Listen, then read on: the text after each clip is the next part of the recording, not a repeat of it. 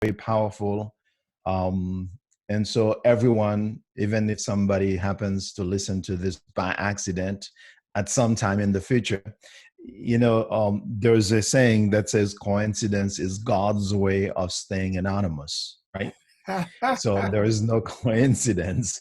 So if you're here, welcome. If you are listening later, welcome. It is not by accident. We always said luck is that we keep is just labor under correct knowledge. There is no luck. We only build who we are with what we have.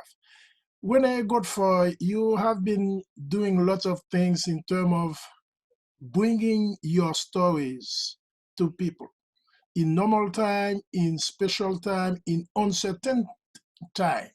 Today, tell us your story. How did you start and what are you working on? We have a couple of minutes, maybe half hour and more, and we invite others to send questions to our chat room as well. This is a conversation with Rene Godefroy. My name is Roosevelt Jean-Francois. I'm your host. And my guest today, Rene Godefroy. Rene, tell us about you. Okay, so if you haven't heard about me or have not met me, have not seen me speaking, let me start. Say hello, c'est haïtien, so d'Haïti. So this is where the journey started. Okay, I know a lot of time people think that I'm sort of like rejecting my, background, being Haitian and all. And some people think, said, "Do you speak Creole?" I said, So "Of you course." said you With were my born in Lekai, right? Yeah, I Ufetokai. was born in Lekai. Okay. Outside of Lekai, because everybody would say they're from Port-au-Prince, they're from Lekai, they're from the main cities. I'm not from the main city, Lekai. In fact, I'm from a small village outside of Lekai. Which one? Let's see here. This thing is my internet okay? I'm not I, freezing, right? no, you're not freezing, but it will pick its momentum while you're going, but it is very slow. But now it's okay. Go ahead. Okay. Yeah, because with Zoom, when everybody is online at this time, it gets to be slow. But anyway, I'm from this tiny village in Haiti called Petite Rivière, which is, most people would know it by Saint-Jean-du-Sud. Uh-huh. That's where I was born. That's where my journey started. It was a struggle.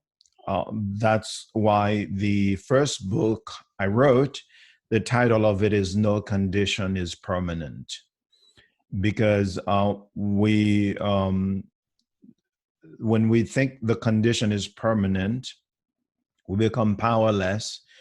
We will not do anything to change it. Instead, we'll go into depression because the condition is permanent. And I say that when I look at how far I came back, I started in Haiti to why I'm today. It's like, yeah, you got to believe that there's a force of nature, something, a divine order that really brought me this far. But the life in the tiny village in Haiti was not uneasy. It was very hard. My mom left me in the village when I was only 9 months old. She went to Port-au-Prince because she wanted to find a better way to provide for me. She wanted to basically break the cycle of poverty. Uh, and she was a brave woman because, to just pick up and go, to say, I'm going to find where, life is better so I can eventually make a way. On a lot of people, they are stuck, and I'm teaching as along as I'm sharing the story, because Sure. the story is not as important as the lessons that are buried within the story.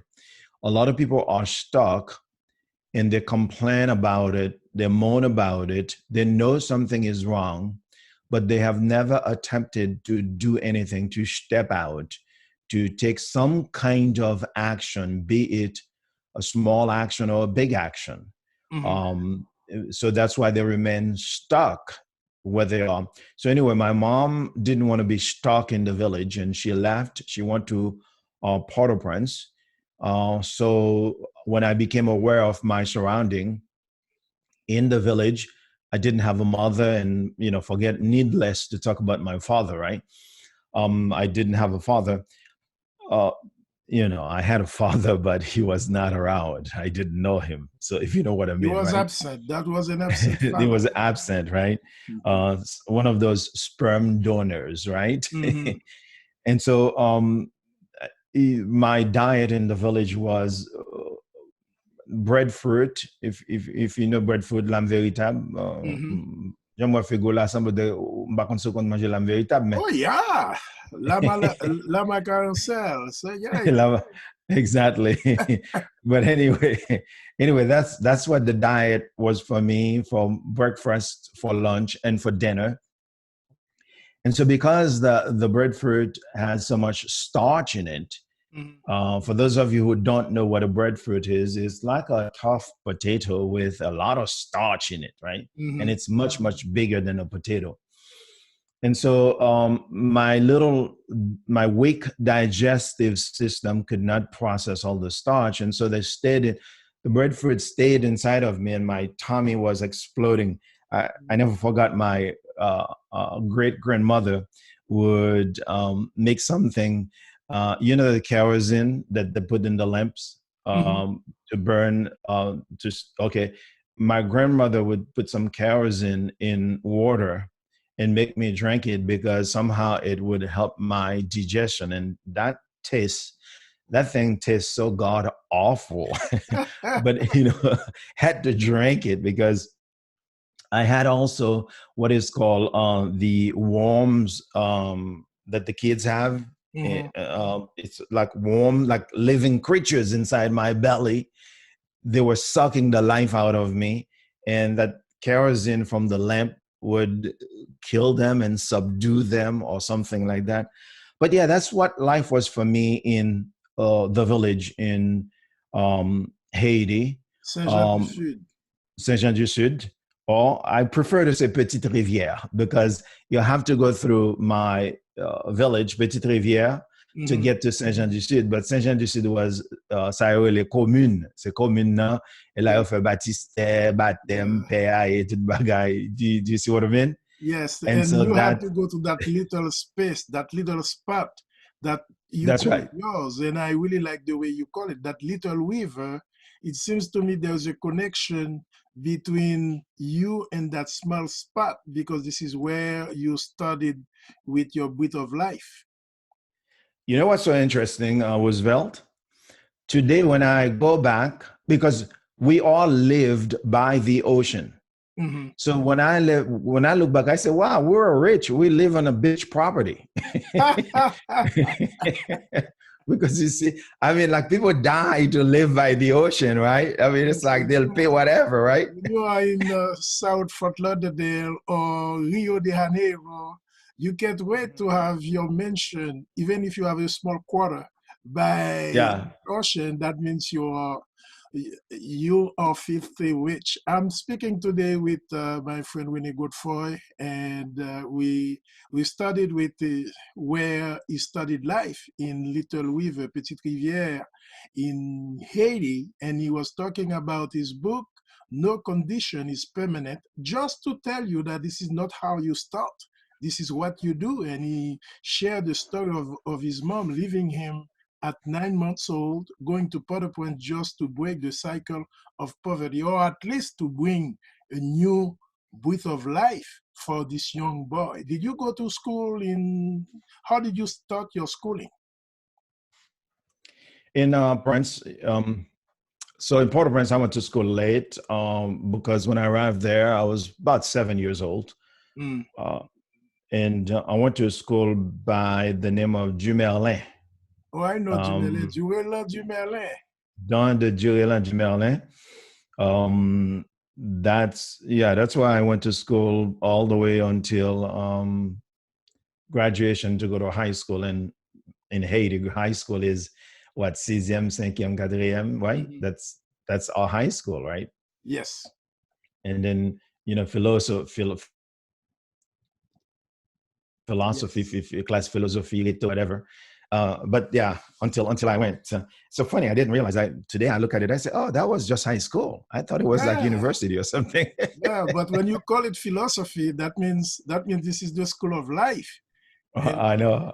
but this is just being a senior at the high school level. And that's where did you attend your high school? I went to it's called Collège Gérard Douget on Avenue Christophe. Oh, I know. I even know Mr. Douget because I went to the same school with his son, a couple of his sons. Yes, I know that Mm. school. Oh And yeah, okay. yeah, he was a very peaceful man, always reading his book. And Very highly intellectual man. highly Very always intellectual. in deep inner reflection. Hmm. Um, but yeah, that's a whole journey for me. In Port-au-Prince, it was the struggle continued. It wasn't easy by any stretch of the imagination, Hmm. because when you pour, right? And it seems to me back then it's like there was no.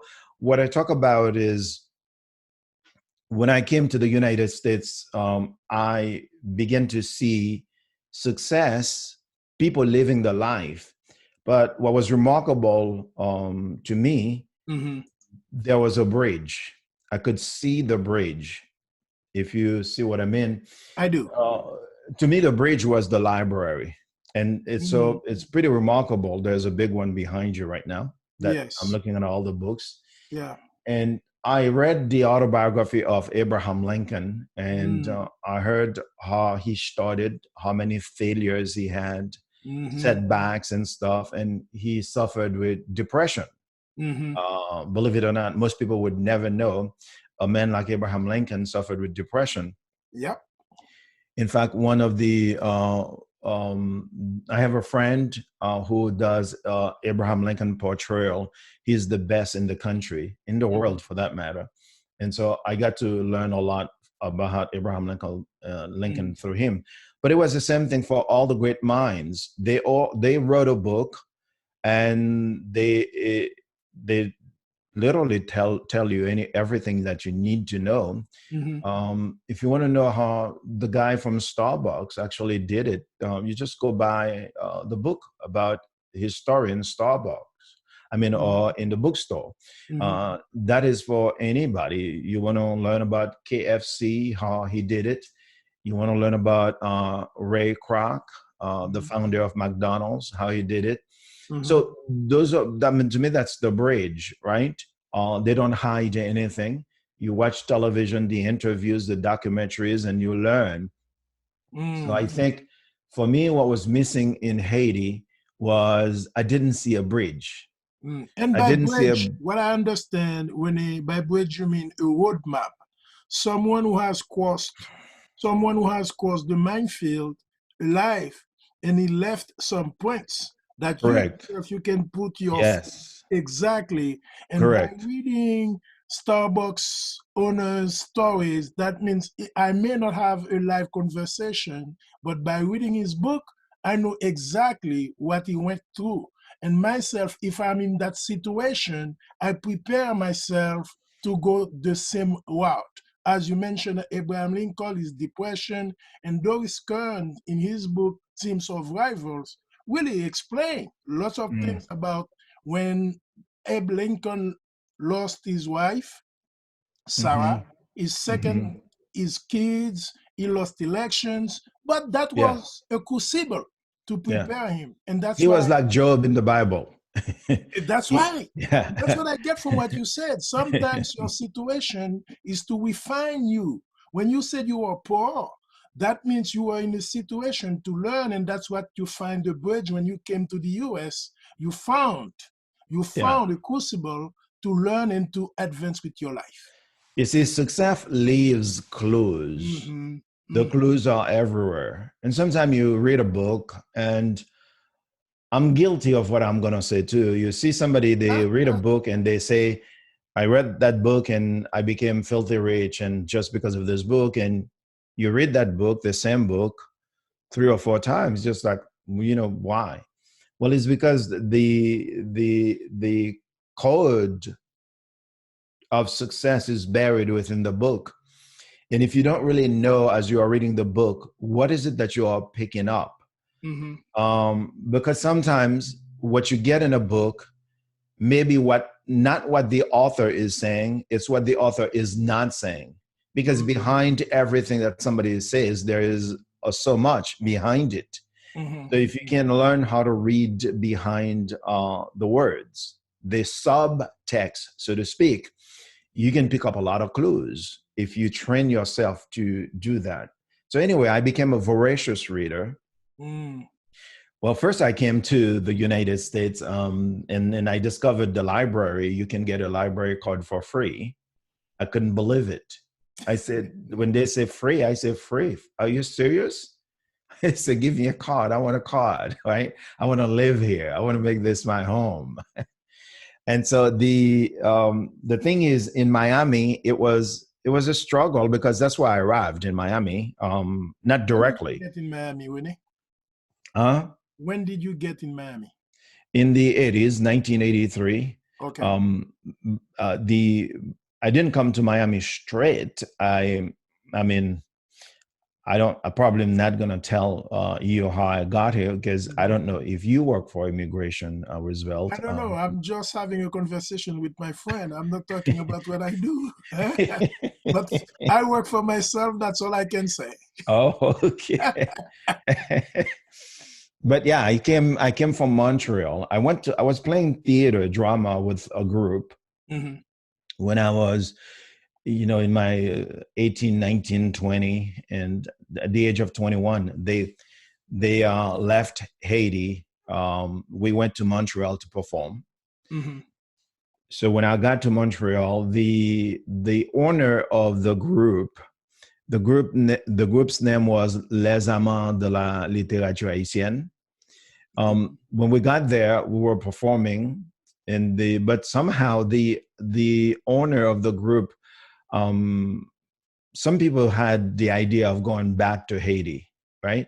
Mhm. I didn't have that idea. I knew once I leave the country, that's it. I'm gonna go. I'm gonna go. By the way, nobody went back. All of us, we Yeah. stayed. And by going back, you mean not just to be back to live full time, because sometimes you might have got back just to do something and go back Oh to. no, that's not what I meant at all. Yes, I Going wanted to be back is a clear thing that that we we all do the do. same thing. By Yeah. the way, statistically, they show statistically, whether it's in the United States or any country in the world, statistically show most people, the vast majority of the people who either leave their town to go somewhere else or their state, they all go back to die, where they were born. Mhm. It is statistically. So we all have the aspiration to go back home or to live one day. There's no doubt about it. And when I say that, it doesn't matter how we live, but it's home. There's nothing better than being by the ocean, having fresh coconut milk in the morning, uh, eating mangoes and breathing fresh air, the Mm. mountain dews in the morning. Uh, Going shirtless. I know, shirtless and all. It's so. I mean, no matter what anybody says, what I meant by that is because life was so tough for me at the time when I left, I saw that was a way out of the tunnel for me, the dark tunnel. So I didn't want to go back inside that tunnel at the time to go live there again because I saw, so many opportunities when I got here. And as cosmopolitans, that's what we do. We go to other places and we see what's working. We see beautiful things and we dream we could take those things back home, those concepts and ideas and strategies and insights and processes and systems that we witness as we are living in countries like the United States, right? Yeah. To take them back home. That's, we all have deep down, we crave, we have those aspirations. And what you said Uh, is so true because my friend said, you know what, there are two United States. There is one, you come and visit, and you see, wow, how can I transport what I'm seeing here and take it to my homeland? I would like exactly. streets to be like this, cars flying, And there is the real United States when you come and now you stay here and you call this place your home. And you see, Yes. this is like the Matrix. This is This a is total ball game. yeah, but don't get me wrong though. I am grateful for the United States of America. Sure. I've been living here and I've had so many opportunities. The people welcome me. It is not a perfect country by, it's not never will never be perfect, but it has more opportunities than most countries. That, America, you can start a business tomorrow. You can go to the business license and get a business license the same day and you start your business. Some countries, it will take a lot of like weeks, months, and connections to know the right people in the right places just to get a business license to start a business. As a Yes. matter of fact, here you don't even need a business license really. If you have an idea, you can see if you have a proof of concept, Yes. something The that only would test work. you need to pass is the test of the market. Let the That's right. market test That's right. Yeah, right you. away. Until the So market, unless the market yeah, rejects you, you are not rejected. that's And right. Yeah, and that's then right. that's You are why not rejected. that means you need this. I was reading the paper this morning. I read this story from that lady from Venezuela. She Mm-hmm. used to do well, she came here 3 years ago, Mm-hmm. and last year she started from home a business, interior decoration. And Mm-hmm. today she's having a business while people is in quarantine and self-isolation.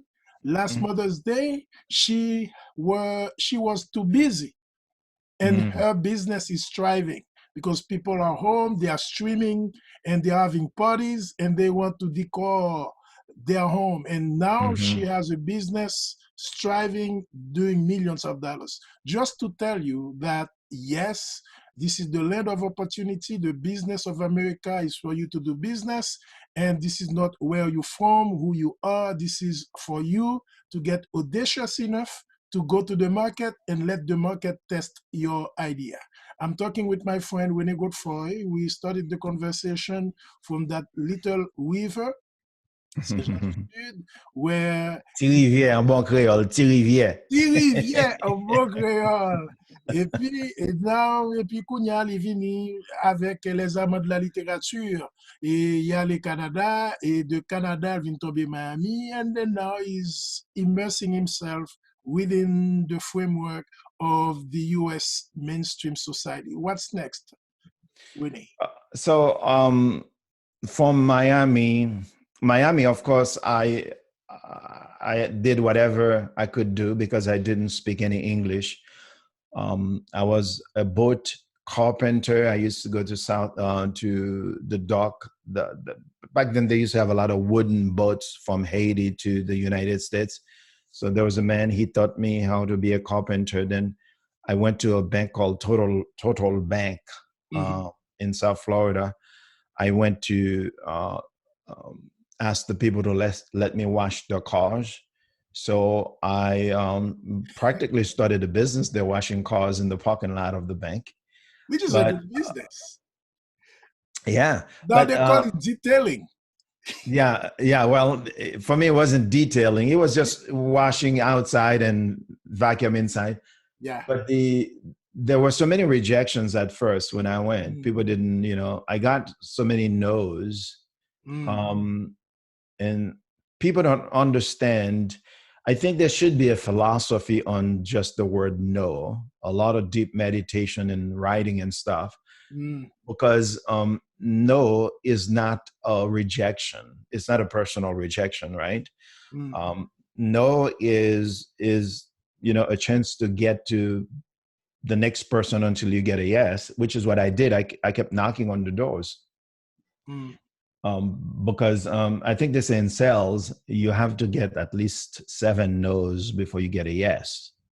So if you go through the 7 fast, you'll get to the number 8 to get the yes. So what I get from what you said, Rene, is that the faster you go through the nose, the faster you getting Yes. closer to your yes.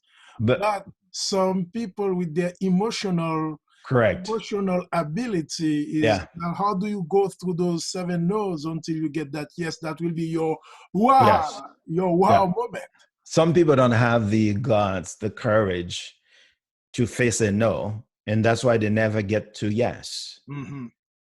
because the first rejection, and I do a lot of training on how the brain works. And part of it is the brain generalizes everything. That's a natural tendency. If you Mm-hmm. get a few no's, it creates a generalization to tell you that, okay, there's no need to try. I Mm-hmm. might as well just give up. Mm. Um, and it's for everything in life, every rejection you get. And some guys would never approach a lady to talk to the lady because the guy got a few rejections. And so the brain generalizes that and said, okay, so maybe I'm ugly, maybe I'm short, maybe I have this. And the brain cannot stand a gap. Mm-hmm. When there's a gap, it will fill the gap. So that rejection, since you don't know why, you never got an answer why, you just fill the gap and say, maybe because I am this, I am that, I'm this. And we all do that. That's a natural thing. So, but anyway, at the bank, Total Bank, one guy agreed to let me wash his cars, and I did a spectacular job. Uh, Mm. there's another lesson also. No matter what you do, every time you are doing it, you are auditioning for the next gig. Hmm. See, people never realize that. And I went to an event. I think it was a wedding, and I was looking at the photographer, the videographer, all the providers, the catering, and I'm thinking they don't know. They are literally auditioning right now, even though they get paid. Like when I'm on a stage, right, Mm-hmm. speaking, keynoting a conference, I am, yeah, I get paid well, but I am also auditioning for another gig because to the degree that I deliver on that stage, other people would see, hey, we need to bring this guy to our company, to our event, to our conference. So that means So whatever performance you're having now is setting the stage for your next gig or for your next business opportunity. So correct. that's why you always do your best. And I am reading Coach Wooden, John Wooden, Yes. and one thing he John said Wooden, yeah. is that it is not about the result, it's about how you perform. Are you giving your best at that Right. specific moment? Do you leave Yes. your all on the field? And that's what I get from what you said, Rene. And the process in my book, this book, kick your excuses goodbye. There's a chapter all about the process. It says enjoy the process, Mm-hmm. because the process is more important than the end result. Mm. The end result, once you get it, you're gonna get bored with it. Mm-hmm. like like the car, right? The process of trying to get the car, looking at the cars, and then sitting in the car, test driving the car, doing all of this. But eventually, once you get the car, you really enjoy the car. But after a while, you don't wash it 3 times a day anymore, right? You don't take care of it like you used to, and you take it for granted, and we do that for everything. But there's something about the process. If we learn to have a deep reverence for the process, as an example, this is a process right now. That's one interview out of your interviews. Mm-hmm. So you are relishing, enjoying the process. Eventually, it will lead to somewhere with consistency, because most Mm-hmm. people are not consistent. Mm-hmm. Because if they are not seeing the results fast enough, they give up. They move on to the next thing. And when they go to the next thing, they realize it's not working fast enough. They go to the next thing. So that means they are Realize continuing starting. There are plenty of starters, as we know. correct. And there And is a if study. they can have a reverence for the process, it's to say, oh, okay, this gig I'm doing now is a process. That's right. So I'm enjoying the process. And when So you they would say never that quit that well, I easy. really like the way you say it. I will give you more time to express on that. And there is an author, he said that whatever you do, you need 10,000 hours to master your craft. Even Mozart Mm-hmm. starting playing. Some people discover Mozart when he was 16, 17. Some people discover Tiger Woods when he was a champion. Some people might discover Rene Godefroy today when he is on the stage performing. But he has been owning his craft for years. And those years incrementally, you are building. And that's exactly with the interview process that you're talking about right now. So that means, Yeah. in my case, I've been a journalist doing this for years. So that means now it is just a process, and I enjoy the process, and that's exactly what it is. And I understand while you were washing cars, it was not about washing cars. You know, in Karate Kid, if you see that movie, when Wax on, wax off. it is about the process. It is about Yeah, the it is process about the with it. process. And Yeah, washing cars was not what you intended to do, but you enjoyed the process because it was that bridge to lead you to where you wanted to be. Is that so? correct. Yes, that is true. It, I mean, this conversation is very meaningful. Remember at the beginning of this, I said my intention, because we have to create an intention for everything we are going to do, Yeah. is to make this meaningful that somebody somewhere they needed to hear specifically something, I might say, not everything, but something. Uh, because I think there are so many people who go around, they are bitten, they are discouraged, they have given up in life because they think the odds are stacked against them. But when in reality, if they do some deep inner reflection, it's because they have never stayed with anything long enough. They have never enjoyed the process to stay in the process until they can see the end result. Um, we tend to admire people for what they have, which is weird. For me, it's different because I know when I was a doorman in Atlanta, I was a doorman for many years, for like 15 years at a hotel. That's how I discovered really most of the books that I've read when I was parking cars. The the job in Atlanta for me was a training ground, right? That's where I learned how to communicate, really, how to project, how to serve others, and all the things that I've learned. That was all the process for me, Mm-hmm. right? Mm-hmm. And I was really enjoying the process. I knew that that was not going to be a career for me, but wherever you are there because it is a stepping stone. There is no accident. As I said, coincidence is God's way of staying anonymous, right? Mm-hmm. So there is no accident that you are where you are. But if you are mad, you are angry, you hate where you are, you despise it. See, what are you doing? You are blocking yourself to stay longer there because there is something specifically that you must learn. That's part of the journey. That's part of the process, right? Because you are not there where you are by accident. There's no accident. So if you ask yourself, okay, before I was a doorman, I was taking care of an elderly person. I was his companion, a young man in Atlanta. I lived with him 24/7. I did everything that a nurse would do that a lot of young people my age would not do for that man because he had cancer. He was into a lot of pain. But I gave all that I had, just like I did in the parking lot when I was washing that first car that really opened up a whole world of opportunity for me.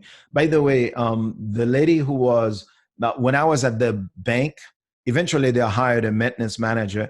He got rid of me because I was using too much water and electricity, right? But You, I didn't get bitter. I decided to get better, like they say. Don't get yes. bitter, get better.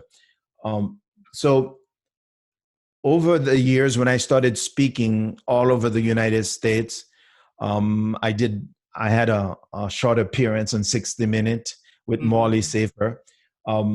So the chairwoman of the bank heard my story because I was talking about the parking lot, how I had a dream one day to step inside that bank Totally. because I felt unworthy as a new immigrant. I didn't speak English washing cars. I saw the top floor. I always wondered who gets to go to the top floor. And I Mm. said, one day I want to go to the top floor, even if I'm a janitor, whatever it is, right? And so the lady heard me, and then she called my office and she said, whenever you're speaking in Miami and South Florida, I'd like for you to come and have breakfast with us. The big dogs, so to speak, at the bank. What they call the And fifth tower. that's right. And I had the ivory tower, right? The C Yes. suite, so to speak. They call And it so Seawood. Yeah. that's right. And I went to speak. I had something for Blue Cross Blue Shield. Mhm. And I went there and I went to have breakfast with them. And they had the breakfast at the very floor that I used to look up to. They say someday I want to go there. And I spoke. I gave a presentation for the senior levels at the bank, Mhm. and but the guy who fired me, I didn't see him. He got But you know fired what? He before heard me. about your story. You may not have seen him, but he heard about that story. Probably. But And here's Rene, what you said is in life, you don't get what you want, but you get what you picture. You yeah, made a picture in your mind. That means you create that situation prior. Said, I want to be in that floor. That yeah, means your thoughts are things, as Napoleon Hill said, thoughts are yes, real. And when you yes. create in your mind, your imagination becomes real because it creates opportunities for you to act upon, or you align all universe to concur to exactly the results that you want. And that's what I get from this situation. Hmm. Yeah, absolutely. Thoughts Mhm. are things. And yeah, in life, you don't get what you want. Mhm. I take it a step further. You get what you are. Mm. Because once you become it, it's inevitable. That's why in the Bible, it is said that you have to pray unceasingly. Then it says you have to behave and act as if you already have it. It's Mhm. like the saying say the biblical say, call the things that are not as though they were. In essence, they are asking you to be that which you want to be before you can get it. Mhm. So Mhm. once you become it, right, it's because you believe it. Everything happens in life because of what we believe, we know in our heart. It's so funny. The Bible talks more about the heart than the mind, right? Mhm. It's always in the heart because the heart They has a say this is mind. where love is. Yes, Oh. yeah, everything. It has a mind of its own. It has memories of its own. It remembers, right? So it's just like, as a man thinketh in his heart, so is Mm. he, right? Mhm. So when you become that thing, when you are that thing, then everything changes, right? And you begin to behave and act as if you are there. So for me, that's what it was for me. No, you It, know it what? I am having fun. This is just fun. Look at that. This is free for you. You are watching this. This is free. And I'm having fun. I'm staying home, and Rene might be home as well. And what do? We create from two minds through a conversation for you. Maybe you pick up a little nugget from this conversation, and we have something in common. We have our homeland in common. We have our lives in common. And I was watching a couple of great things that you have done. If I want to go to Amazon right here, I see a couple of books. One is maybe your second or third. Kick your excuses goodbye, and no condition is permanent. You can go online and search Rene's production, Rene's books and videos and everything he has done. Now, professionally, what is the breakthrough that brought you where you are today? We studied in Riviere. We had that conversation. You went to Durela Dumoulin for your primary classes, then to Douget for your high school. Then you came here with Les Amants de la Littérature, with a step in Canada, then come here in South Florida. And we went to Canada, and I paid a truck driver to smuggle me into Oh, the United so you States. got So several things under your belt. we don't have to. We don't want to talk about that. But yeah, I came from underneath the truck to So the whatever you United had States. to do, you do it. Some people made it to a little boat. Some people made it through the backdrop of a car. You were on, and a lot of Mexicans, a lot of friends. So that means that gives you opportunity to really reflect on other people's situation when you live their situation as well. And Yeah, my Roosevelt, my friend, her friend by the name of Jeffrey Gitomer, he said, Rene, in other words, everybody came to the United States. They chose to sit in coach, but you came first class, right? Underneath the truck. so you came first class and you decide to go first class and to stay first class.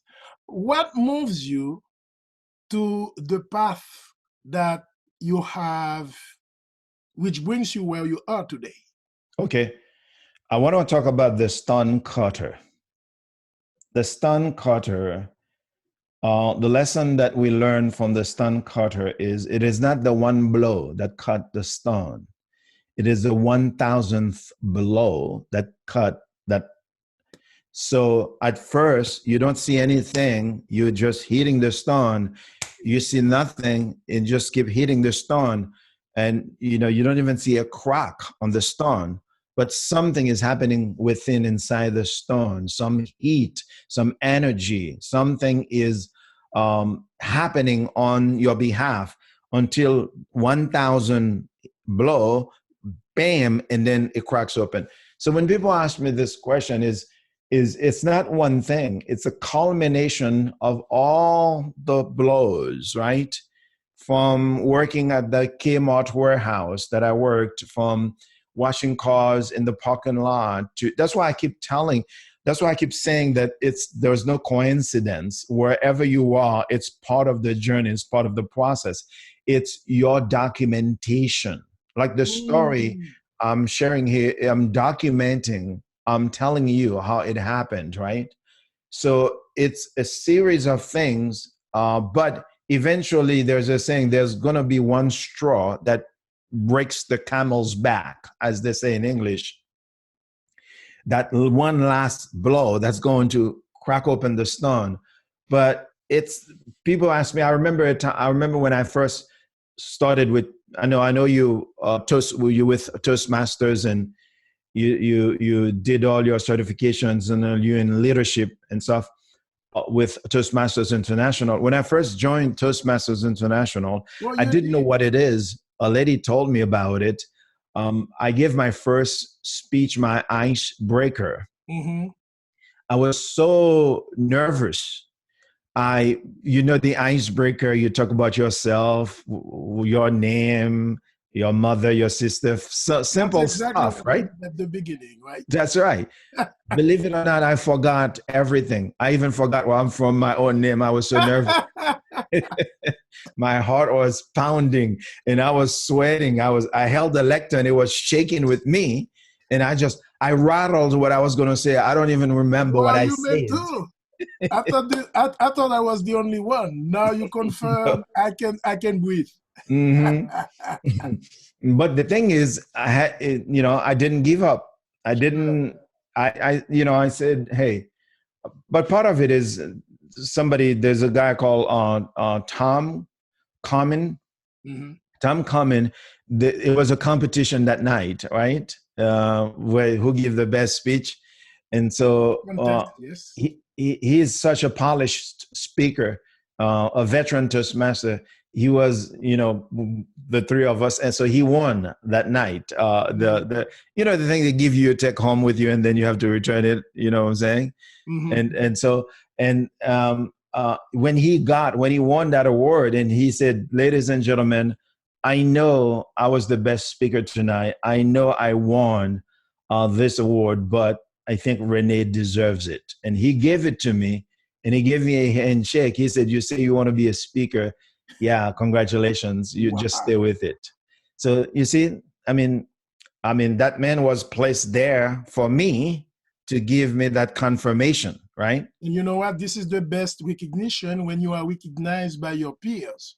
Yeah. And I'm a journalist. One thing that we learned day one is that you are not performed for your audience, you are performed for your best and for the recognition of your peers. And as speaker, you are not performing at the end for your audience, yes, but when your peers recognize, because they have been in the trenches, they have been on the lectern, they have been on stages, they know the thrill that you are living, and they are really well qualified to share with you what they think about you. And if judges think that this guy was the winner, and at the end, this guy recognized that you are the winner, hey, you are the real winner because Yeah, I think I don't know. I think maybe he saw something I didn't see. It's so funny you saying that.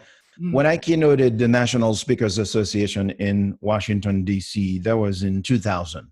mhm, They had, like Zig Ziglar, all the big names, the mhm, National Speakers Association. mhm. I went on that stage, and if you read the foreword of my book, Jeffrey Gitomer wrote it, and literally, he said, "I stole the show." And so the phone is gonna ring here, so I can't Okay, stop go it. But ahead. Why don't you pick it up while I'm I, summarizing what you said? My conversation today is with Rene Godefroy, and we spoke earlier about several of the things. And Rene spoke about his coming as a young kid, and also we the goal of this conversation is to do something together. It's not about teaching you academically.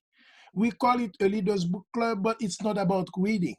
We might go over a couple of books, but at the end we recognize, in my case, I came here in 2005. I used to be a journalist working in Creole in French. I thought I spoke English when I was in Haiti until I came here and I was trying to pronounce my name. And I see people say, what? Who? What? And then now what happened to my self-esteem?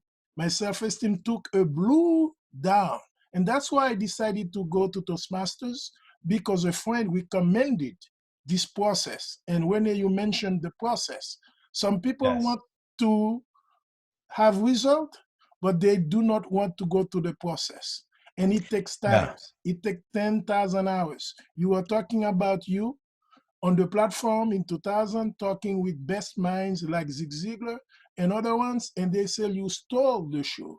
And that will happen to maybe you in your own endeavor if you do what you need to do and perform.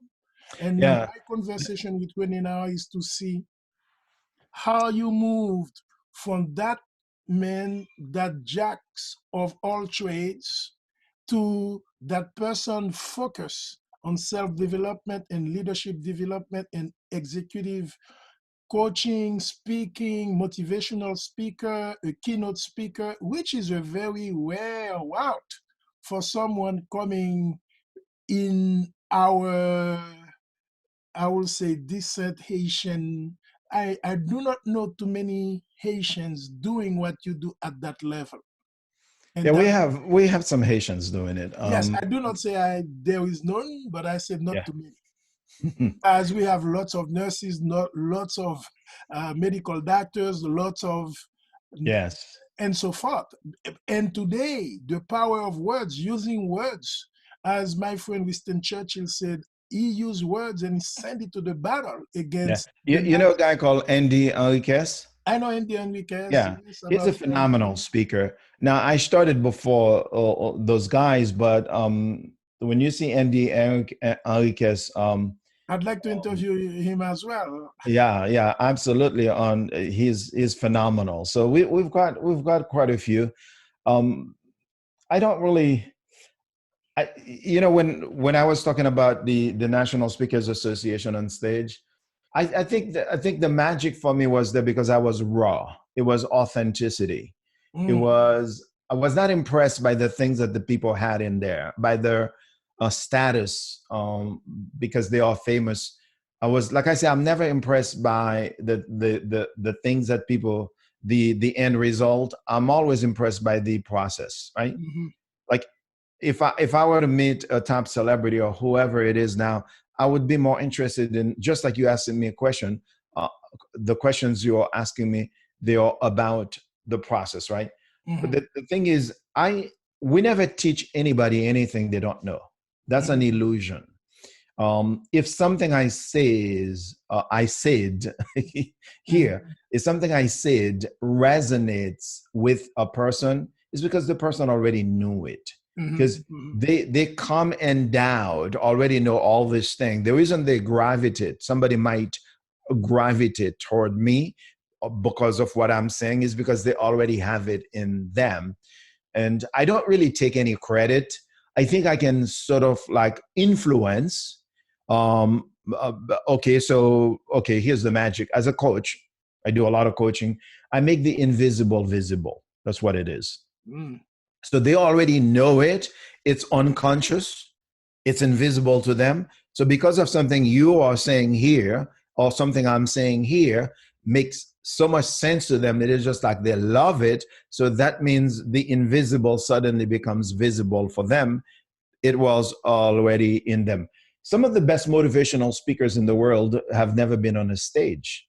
Like Mhm. I would go to my village, I would sit down and talk to some people. They have so much wisdom, even though they've never gone to school before. I remember this guy. We were back in my village. The ants, the ants, like the one that walks so fast in Haiti. We call it we call Noele or Fumifu. Fumifu, yeah. Yeah, the ants, they go crazy like so fast. They crazy. They call it crazy ants, right? Fumifu, right? And then I remember I was in the village and I saw a bunch of them. And this guy, he, yeah, that's all me, right? Me. Thank you. But this guy, and we saw all these crazy ants. And I said, wow, ganun paket fumifu, crazy ants. And he said, why do you say that? I said, what do you mean? They call them crazy ants. He said, no, they're not crazy. They don't bite. The one that bites, they are crazy. I was like, what's such a deep wisdom, right? He said, no, they never bite you. They just walk on you fast. The That's other one right. that bite you, why don't you call them crazy instead of those ones, right? And that gives you an opportunity to go back to Erasmus. Erasmus has, in ancient time, he has a book, L'éloge de la folie. I mean, sometimes whatever you think is crazy, sometimes being crazy is a good thing. Oh, yeah. And what he called the folly that you have. And craziness brings passion. Craziness brings you an opportunity to take the road less traveled, to not follow everybody else, to be a big a big fish in a little pond instead of just a little fish going downstream. And that's what it is. And that's why we need trailblazers, people who can innovate and people who can take the risk to follow their own dreams. And that's what you did. You follow your dreams. That means there was something in you that you wanted to showcase out there, and you dare. And you there, you took no excuse, you took no prisoners, and you decided to become the best version of yourself. And that is our calling for you Yeah. watching this show this morning. And Roosevelt, to piggyback on what you just said, if you have an idea or a dream or a goal that does not scare other people to the point they say you're crazy, then you need to go back to the drawing board and work on your idea, right? It's not big enough, right? Because it has to scare some people.